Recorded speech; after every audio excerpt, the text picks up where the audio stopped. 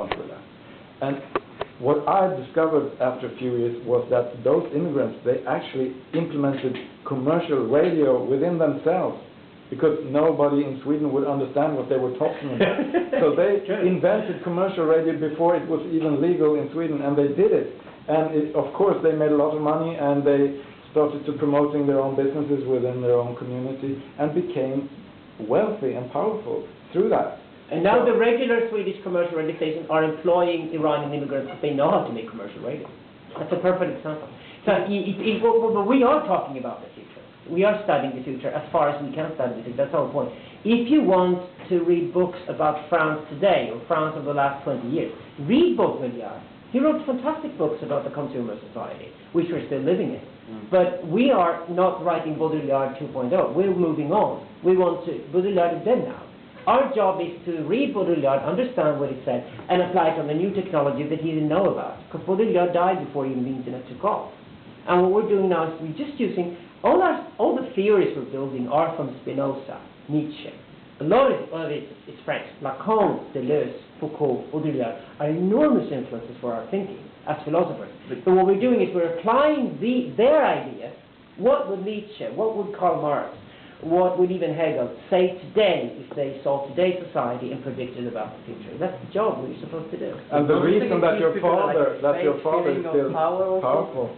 Like the internet has this power to give you you feel powerful because you have access to the internet. You can, you're out of your network. You can reach out to people. We've used the internet for so long that narcissistic feeling has disappeared. I've had the internet for over 20 years. I was a pioneer in Sweden in the 1980s. I mean, you still had to have these huge clunky computers that were big like this. You had to connect them with, and find a university somewhere that would let you onto the internet, because it was only supposed to be used by the military and universities. But I was obsessed with being connected electronically. I thought it was a fantastic idea. And I didn't realize that I would one day work with it, doing it. You had news groups. You didn't even have the World Wide Web back then. But having used the internet myself for 20 years, a lot of that, I think, I can understand if you're a young blogger today and you discover that you had 500 people who read your blog in the last 24 hours. It must be a real kick to feel that. But I'm unfortunately beyond that feeling a long time ago. And I don't feel, I'm 47 years old, I don't see the need to be powerful in that way. I'd be honest and say I am a Netocracy. I was not talking about you. I was thinking of, it's like something you give to people saying, oh, you can express on the internet, use the internet, you'll be powerful, I will listen to you. But at the end of the day, most people are not being listened to. For example, the number of bloggers in the world has peaked already. There are more people who are closing down their blogs this year in the world than people opening new blogs. Yeah. We're actually going to have 200 million fewer bloggers at the end of this year than we had at the beginning of the year. Right. But that's a healthy thing to happen. It was the same thing actually when it comes to the number of book titles published. The number of book titles published when the printing press took off actually peaked already in the 18th century in France. Because back in the 18th century in France, everybody was obsessed with the printing press and that you could publish books. So every little court lady in Versailles would take a little diary to a printing press and print her own little book. Then what happened was that most of these little court ladies discovered nobody read their books because they were all bland and boring. And that's really when printing became something that printing companies took care of. Publishers stepped in. A book publisher is somebody who reads a lot of text and decides which one has quality to it and which one does not have quality to it. And a good publisher knows the difference. It's the same thing with the internet. Blogging was a huge phenomenon because everybody opened their own blog. Most people discovered that the blogs were boring. They had pictures of their cat and pictures of their child, and they said, I did this today and I did that today, and today I didn't even go to work because I couldn't, whatever. And nobody read it. And they discovered that I still only have 4 readers after 2 months, and all those 4 are people I'm forced to read my blog like my mother, Then people closed down the blog because obviously they realized I don't have the talent to write an interesting blog. And also I think there is others go through the roof. Misunderstanding here. Let me make a wild guess. You didn't read the book. No. Because then you would actually understand that we're not saying only access will not give you power or influence. It depends on what you're doing. I mean, there are people all over the place sending emails to lists and contributing just garbage. And it doesn't give them any power whatsoever. And the intelligent people just want to shut them out. So we don't mind being in that position. For example, in Stockholm, you have 2 universities in Stockholm now, big ones. They have the Stockholm University, traditional university for the bourgeois kids, basically. And you have the other one called Södertörn, which is in the suburbs. So where 80% of the students are immigrants. And this is very interesting. We only give lectures at Södertörn. And they cheer all the time. Say, oh, that's part of Netocracy. They're our guys. Because they understand what we're doing and they're fascinated by what we're doing. And we're coming in and say, yeah, we're these Swedish guys and we're middle-aged and all that. But we are really fascinated by what you do. Tell us what you do. Because we then use it in our work. And we don't teach at Stockholm University. We just diffuse it. Why are we going to go to an old institution like that that's dying? And I've never had a lesson of sociology at the Institute of Sociology at Stockholm University. I refuse to set my foot there. I don't belong there. I'm not interested in what they're repeating all the time. Because to me, they're just talking 150-year-old garbage. That's irrelevant to the world today. And irrelevant is key here. Of course, there are old bourgeois guys like your father still around. This is a transitional phase. Sarkozy. Yeah, but you okay, let's go.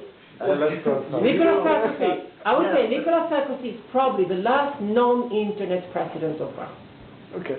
The next president of France, once Sarkozy is gone, will have to be very internet literate to actually even get to that. We were told this morning that the prime minister is actually very internet fluent. Yeah. So he might be. It's getting. Barack Obama could be the first internet president of America. We will find out later this year. But Barack Obama is definitely a whole new type of politician who could never have come to the position he's at today without the internet. Even for fundraising, he strengthens the grassroots movement. Without that, he would be nothing. He would be nothing. Let's talk about a little bit of French politics, because in few months, maybe we will have what we call a Grenelle of the digital economy. Yeah. Okay. It's a big meeting where you bring all the different parties, the government parties, non-profit. Actually, we have Nicolas Sarkozy back there. And she's right. Yeah. And during this Grenelle, maybe we would talk about net neutrality.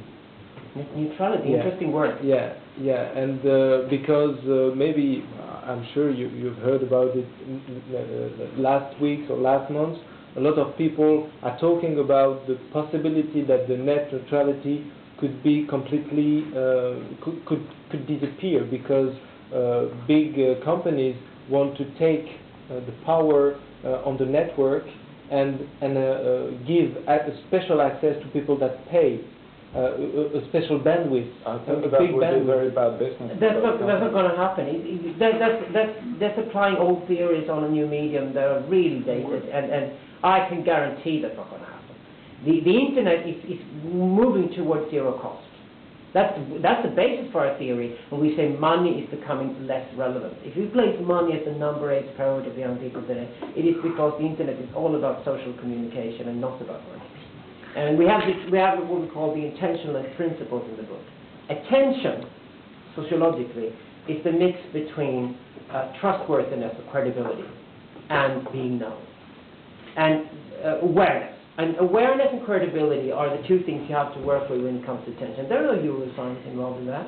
It doesn't cost anything to start a network on the internet. It doesn't really cost you anything to become a friend of the Google guys, for example. But you have to have the social skills and the social formula to get to them. And if you're the CEO of a big company and you have these plans to try to control the internet and charge people for that, you will immediately lose everyone under the age of 30 or something like that as a customer. So it's and really, super bandwidth is never going to be a monopoly in any way whatsoever, because super bandwidth already has a right both through the mobile telecom companies, with the right through the traditional broadband companies, and it will right through other media as well. Well, not in Africa.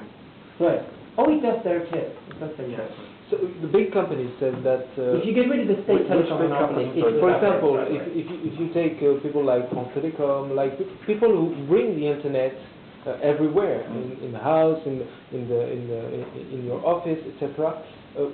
If we use much more bandwidth, and it's what we do, because when we are using video, when we are using more and more bandwidth, somebody has to pay. Yeah, and what they want to do is just give a special access, a very fast internet